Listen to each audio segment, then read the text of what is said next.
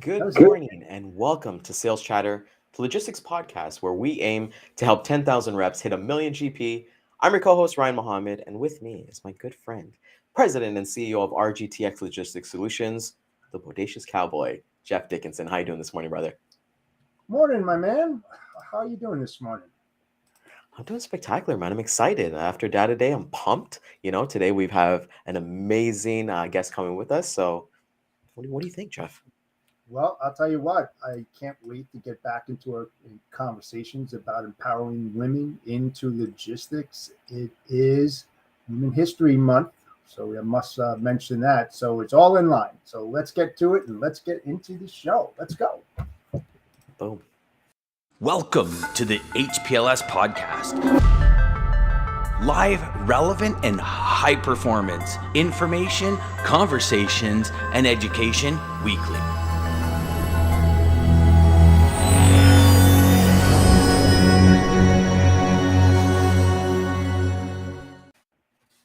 And there we go. Jeff, today we always say this, right? We always have powerhouse women who come on our show and they get to share their story and get to know how we can push the peanut forward. And today we have no exception of that. We have somebody who immigrated here from Armenia to the US, chased her American dream.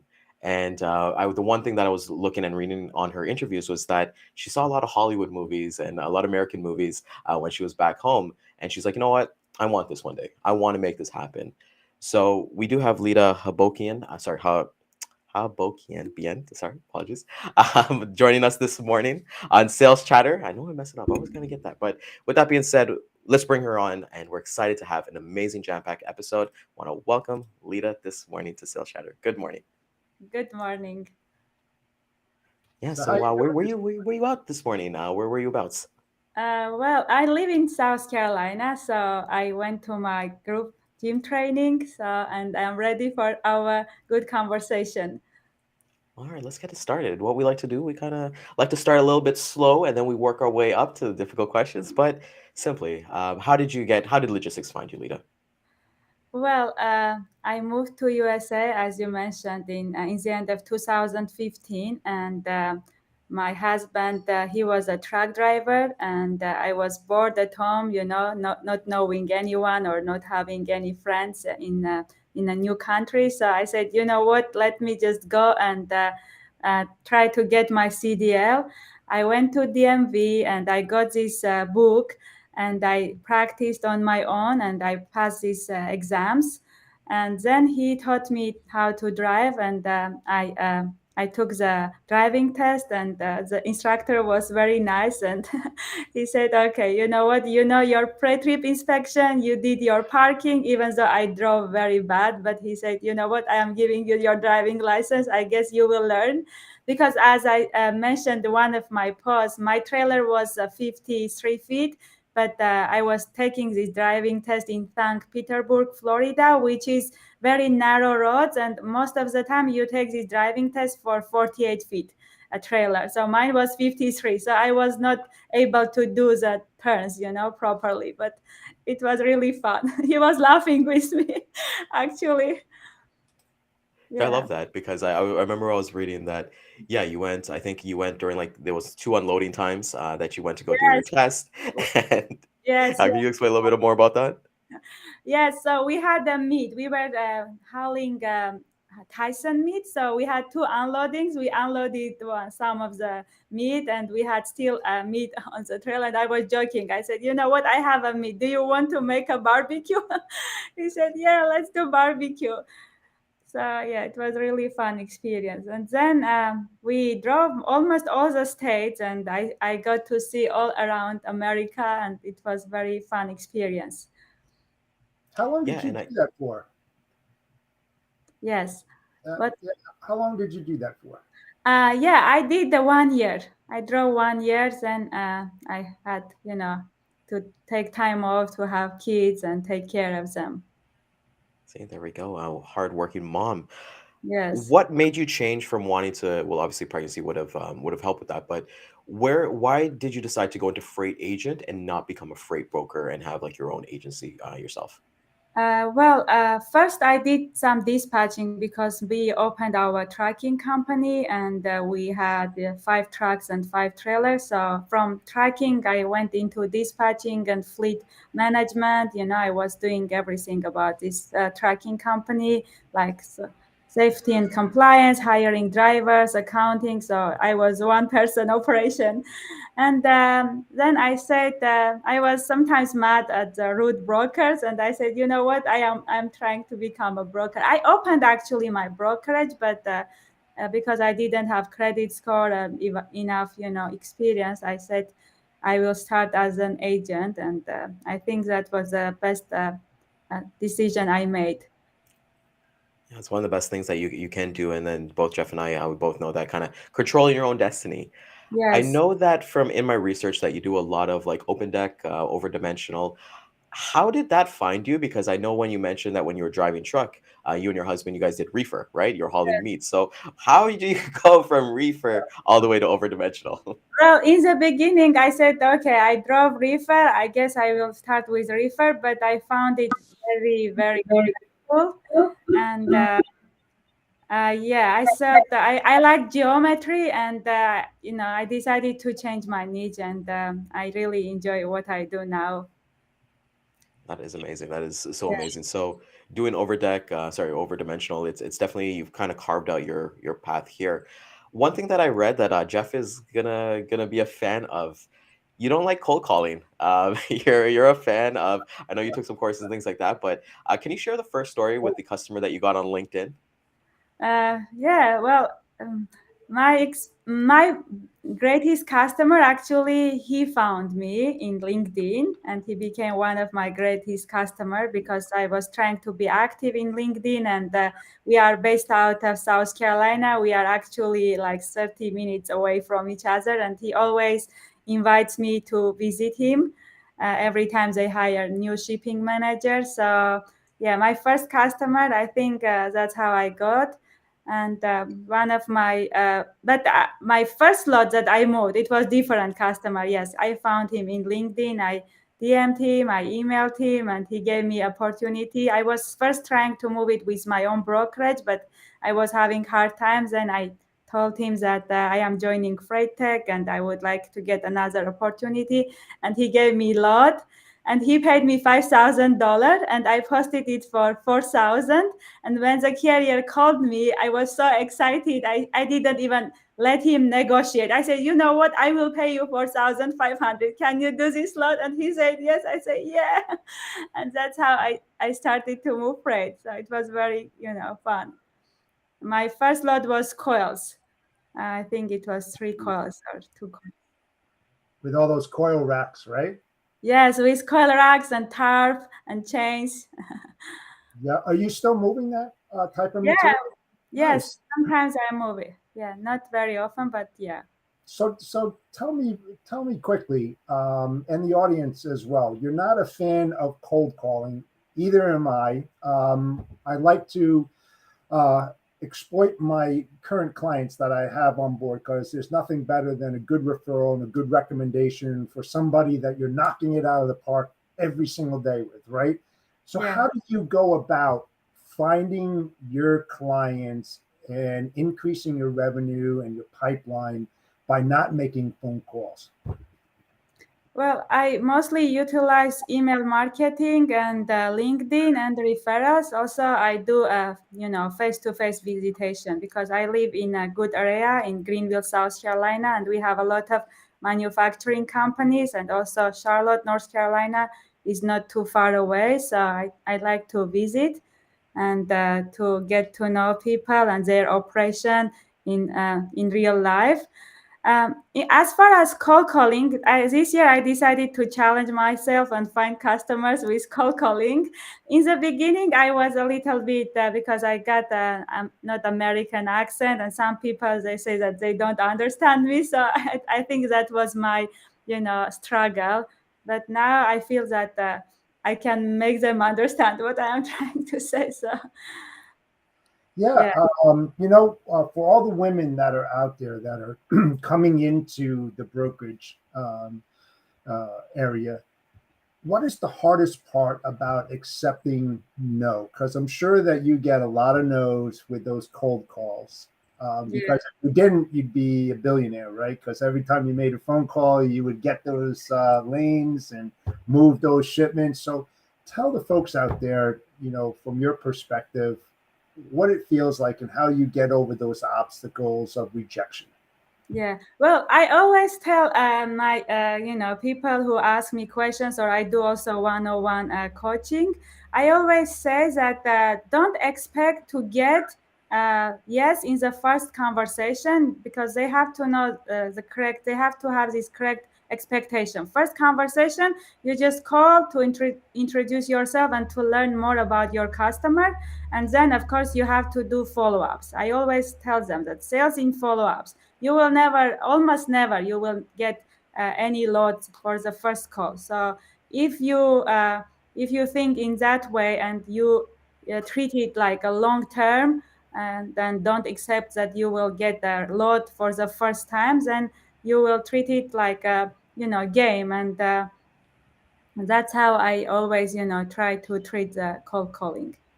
And Love that. lately, I decided to like do better like warm call when I already connected with these people in LinkedIn, or they are my customers. So now when I call, it is cold call, but not very cold, a little bit warmer phone call. So at least I can mention some referrals, or at least I can mention that we are connected in LinkedIn, and it will not be too cold call.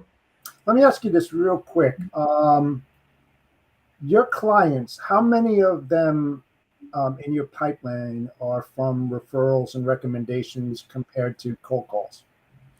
Well, I don't have anyone, to be honest with you, with cold call referrals. I think I have two or three with referrals. One of them, actually, I went to buy a camper, and it turned out that this guy is a general manager, and one of the companies that they move dump trailers. And he introduced me to his one of the branches shipping manager, and they started to give me dump trailers. It is power only.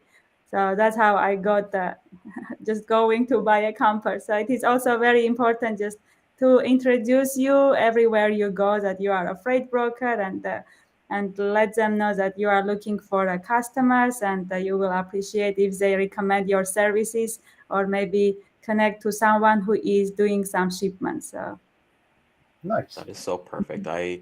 That's the one thing that I've kind of fought with, Lita, is letting people know what I do. But mhm. I've embraced that. So my wife actually is an RMT, and she's gotten leads for me more than I've done in my own outreach. Just people that she's seen as like patients and things like that. One thing you said a couple minutes ago that really drove home for me that I really appreciate is that when you said that you won't get the customer on the first call. I have a mindset of if a customer or a prospect is willing to give me loads or give me a load sheet or give me what they're working on the first call, they're doing that to the next couple people who are calling before or after. So that's where you get into the numbers game that you don't want to do that. Our topic is empowering women into logistics. I want to get your point of view because I know that Melissa's here. I know she's been a big mentor for you. How Yeah. important for you has it been having a woman mentor you who knows a lot in the game to kind of guide you on the path that you're currently on in your life? Yeah, so with Melissa, we connect because she also has girls, and I do have two girls, and she's a believer, and I am a believer, and there is a lot of connection between me and Melissa. And I think having her on my side, it has been a really blessing, because anytime I have a question, I know that I can ask him, and she is always available, or she can schedule a meeting with me even during the weekends to help me with my questions and resources, because she has more than 20 years of experience, and I have been in logistics like 6 years, and only 2 years in freight brokering. So of course I can learn a lot. And yes, I think that is also very important, that no matter how long you have been in the industry, or no matter what you are doing, you have to always be open to learn and also to teach. So I am, taking Melissa's path. I am teaching because she is not doing one-on-one coaching, and I am trying to, instead of her, I am doing it, because I feel that there is a lot of there are a lot of people who need like one-on-one coach direction, or someone who will always answer your questions. And I try my best to do that. Even after these coaching sessions, they always ask me questions. I might not answer right away, but I am always, getting back to them and try to help them. I think just getting the information from someone who has more experience and passing it by to help others, I think that's it all about, to see other women or other immigrants or other people to succeed and help them. That's amazing. You're pushing it forward, and that's something that's so commendable, right? Like, there's a lot of people, Jeff, you can agree, right? In this industry, say, hey, we build up this successful business and we just keep it to ourselves and we die with all that knowledge that we've gained. And the one thing I've learned with you and seeing your posts is that you're constantly improving yourself. I think you made a post the other day about patience. That's one of the biggest skills that we can have. And for somebody who's brand new in the industry, we got a lot of people in the audience who I've talked to, Jeff has talked to, and yourself has talked to. They're brand new in the industry and they're losing that little bit of hope. So, what advice would you give to newer women coming to the industry, whether it be from a truck driving aspect, from a freight agent aspect, or something that maybe they want to lead towards being a coach like yourself? Yes, patience is really important. I have been, when I was doing dispatching, at the same time, I was trying to find customers. And of course, I was busy with dispatching and I was not fully committed to, prospecting. And I also was not getting any money. So one verse that really, helped me, this is, of course, it is not like Christian preaching, but it really helped me that it says, work heartfully for the Lord, not for the man, because everything you will get, all the rewards you will get from him. So we have to be patient. We have to think this as a long game, and we have to treat it like, building relationship and building this business, because nothing happens overnight. And it takes a lot of hard work, a lot of patience, a lot of sometimes even crying. Because in my first first 5 months, I was just asking God, can I just make $5,000 from freight brokering? That was my prayer, my dream. And in my second month, I made like almost 11,000. So whatever you ask, you always get more, but you have to put the work in, and you have to be patient, and you have to, of course, believe. Also, I have read that believing hard, planning head, brain, and the working hands, all these three, you can get everything with all these three combined. So we have to work, plan, and believe. I couldn't agree with you more. And when you talk about you mentoring people, you have to have a lot of patience to do that, because there's a lot of newbies out there that are still wet behind the ears, that are entering the industry, that don't know that much, and they don't have those questions that experienced people would have to ask, right? So to have those patience and be able to help mentor them and coach them and develop them into something that they may like, because there's a lot of times that they want to get into it and they just think that it's too complex or something, but helping them to understand the great benefits behind that and what you can gain. Like yourself, you were saying that you only wanted to make $5,000, and in that month you made 11,000. You exceeded your own expectations, and that helps others to understand that as well. Mentors, we had Melissa on the show, and she's highly intelligent, and she has great background and experience in that. How do you mentor people on one-on-one? I mean, you have a great mentor, Melissa, how she operates. Do you operate like the same way or method, or do you have your own way in case other women out there want to reach out to you and ask you those questions? How do you go about that? Well, I just took some notes when I was just starting out, and I remember what are my struggles, and I try to focus on this. Like, for example, I remember I took a course, and it says email the customer. Then I was stuck. I didn't know what I should email, what I should put the subject line, because logistics is very specific. Yes. And that's why when I do this coaching, I provide email templates. that people know what is the subject line, what they should write, what articles they should share, what industry news they should share with potential customers or even existing customers. So I just even when I do this coaching, I ask questions and then I know and I take notes what are their struggles, and I try to focus on these things, because if we provide whatever is out there but we are not focusing what is the real struggle, then I think it is not healthy. Also, when I am doing my coaching, I am not, of course, bragging, but I give everything what I can. I am trying to give everything what I can. And if it is needed to stay longer, I stay longer. Or I just try to give as much as possible. The rest is already putting the work and being patient and practicing and implementing whatever we learned. So, yeah. I love that you said that. We actually got some questions from the audience. Our audience is blowing up today, and actually, Yes. what I'm seeing here is that somebody actually questioned, and Nerf is helping that person out. So we're a community here. We want to help everybody, and everything's up there. So I got two questions for you. First one's going to be from loyal viewer Lisa. She mentions here, as a mom, what are some things you do to set and keep boundaries from helping and teaching others, and also being there for your family? Oh, this is a very hard question. I think yeah, that's how I think, but maybe it is incorrect. But if you want to succeed in business, I think you have to do some sacrifices in the beginning. And my kids, they are little, and of course, I try to take them playground, play with them. But I would say I mostly focus on my business.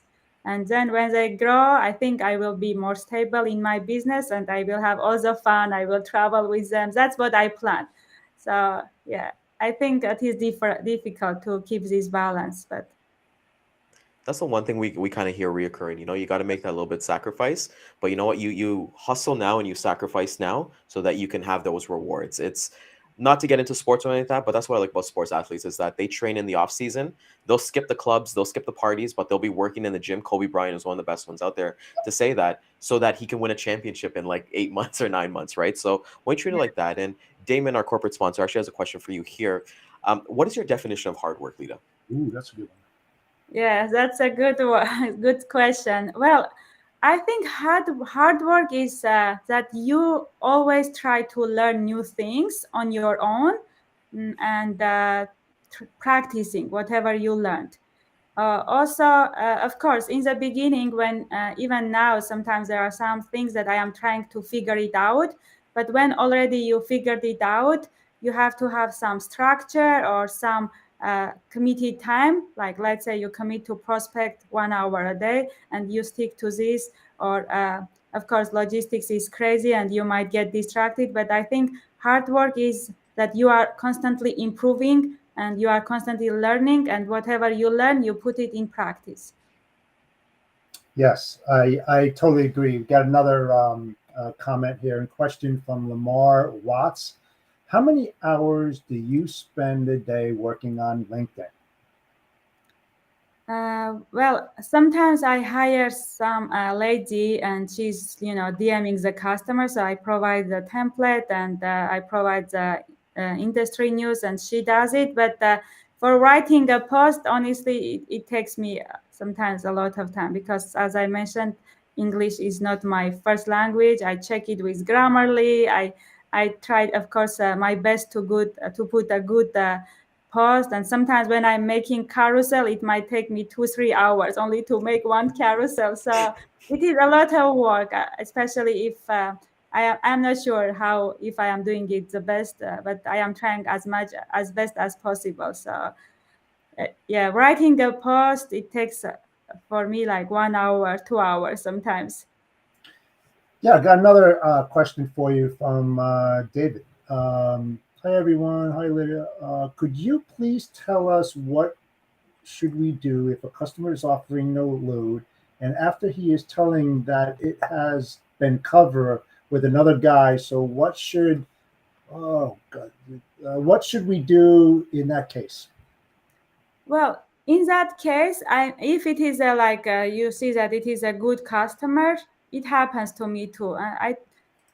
I try to next time I try to be like more responsive. I mean, if I like answered in 10 minutes, next time I should answer like right away or in 2 minutes. Also ask for feedback. So why, like not directly why, but just asking. So what was the, how much did you cover? Sometimes I even directly ask the customer, how much did you cover? So I understand maybe my price was not the right, or maybe I was busy with other stuff and I couldn't answer them right away. So asking feedback and trying to understand why he covered it with someone else instead of you. So and trying to next time to do better. And those are amazing questions. I Customers, know. yes, and customers, I want you everyone to understand that don't think that if they these times they covered with someone else, then he's done with you or you are not together, right? He will give you another opportunity. Honestly, like my customers also, they sometimes give a lot to other people, but that's fine. I am not getting offended, and I always say, okay, I'm glad you covered it. Let me know if you have another one.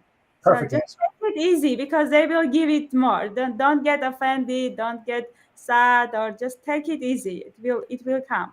Yeah, like I Exactly. always say, don't take it to heart. You know, logistics is a very stressful environment, and when you do take that to heart, it affects everything that you do in your business. So you Yeah. just have to use it as a learning experience and move on, and figure out who are the customers that you want in your pipeline and the ones that you don't. Which ones are the profitable ones and which aren't. You know, those are the decisions as business owners and agents that you have to make every single day. And it's, you know, it's the same thing that customers do. Do I want to do business with Lida or not? Do I want to call her? What are my other options? And it's all related to service. And if you can knock it out, who are they going to remember? You, because you did your job well. Yes, and you showed good attitude, because if he covered it with someone else and then now you are with bad attitude, of course he might not give you. But if you are like in a good attitude and in a good mood, and you say, okay, glad you covered it, because of course it is his job to cover it fast too. He needs to cover this lot. So just I love that. That's perfect. It's one of the things that you show your value. One thing I did early in my career that I didn't like, Lita, was that when a customer would say that they covered a load, I would say, "Okay, what's your price? Can I match it?" And it's like that's what that threw my value outside the window. So we got one more question for you to wrap it up. Where we're enjoying this time here that we're having with you. I want to thank you so much for that. But the last question for you: what do you want your legacy to be in this industry, to your kids, to your family, to the people that you work with, that you mentor, and people that you've worked alongside with after you're all said and done? sorry, I didn't hear the first part. Oh, sorry, my apologies. So, what would you like your legacy to be when you leave the freight brokerage game? Well, I actually want to follow Melissa. So I think Noor also, he's saying that he's giving some tasks to his kids. So Yeah. when my kids are still 2 and 4 years old. So when they grow up, of course, I want them to be my company's manager and and to help me, and also they can get all this experience and all. I want honestly, I want everyone to get whatever they want. If they want to make 10,000, let them make it. If they want to make 1 million, let them make it. I want everyone to get whatever they want. I am not competing. I am competing with myself. They say it like that, and I think it is really true, because uh, you have to improve all the time to be better. I love that. And you're serving, and those things are going to help you tenfold. I think that's extremely important when you want to help somebody get what they get. The universe is going to pay you off, just like with that quote that you gave earlier on today, which was amazing. So, want to thank you so much. The comments are blowing up, so I feel like we need to bring you Can back I on. add Well, something about the legacy? Because I am also working with, I am creating my first digital course for people outside of the United States, because I want to give this opportunity to them. Also, as I can speak 3 languages, I can train them in different languages. So I think just sharing the knowledge and giving opportunity, because there are other there are a lot of people, like for Armenia, they do double brokering, and I don't like it, and I want to train them to do real brokering, because they already know like 50% of the job, how to cover the loads and everything. They just don't know how to go and prospect. So that is my another goal: people outside of the United States to get into logistics and to work remotely. And it will be great for American brokerages, and it will be great for them too, because American brokerages, they can maybe do a little bit less commission, but at the same time they will make a lot of money for their country. So it will be a win-win situation. That is so commendable. Where can Yeah. people who are watching this for the first time and seeing you on here, how can people get a hold of you? What's your what's the best ways to get a hold of you? Well, I think that as of right now, I am still trying to grow my other social media platforms, but the best way to reach out in LinkedIn as of right now. Perfect. So, want to thank you again for coming out this morning. Did you have fun? Did you have fun with us? Is Oh this yeah, and I'm so happy. We had a lot of guests. I'm so happy. I know most of them. Thank you so much, guys, for joining. I'm very excited that you joined, and I hope you got something from this conversation. Thank you so much. So, if you did Thanks. find value in this, which I know you did, like, comment, and subscribe to our channel. You know, we've got the little QR code going on here to support our little channel, our little small business that Jeff and I are running here. And it's really important that we spread these messages to everybody out there. So we will hit the replay again at 2 and 6 p.m. Eastern Time on LinkedIn, Facebook, YouTube, and Twitter. Want to thank our corporate sponsor, Daman at Centurion Trucking and American Logistics. If you are a sales agent and you're looking for a move to go for a place where, hey, they put people over profits, hit up Damon and his team, because they are paying people up to 60% GP. That's a big number there. So I want to thank him for coming out. Lida, thank you so much. And Cowboy, take us home, my man. Yes, thank you so much, Lida, for joining us today. It was very insightful. We had a lot of comments today, that's for sure. And that tells us that you know exactly what you're doing and that you've helped so many people out there. So we appreciate that. And we hope that you'll come back and join us someday because we had a great time with you. And thank you so much again. Thank you so much. I'm so happy that you invited, and I actually never talked to you, Jeff, and I am happy to know you. I talked to Ryan before once, so I am happy to know you in person, in online person meeting. Yeah, there you go. Likewise. Likewise. Yes. So tomorrow we have a great show for everyone. We have Nicole Glenn, owner and founder of Candor Expedite. It's going to be a great show here on Sales Chatter Live at 11 a.m. daily. So come and join us. Bodacious Cowboy out. Have a great day, folks. See you tomorrow. Bye. See you.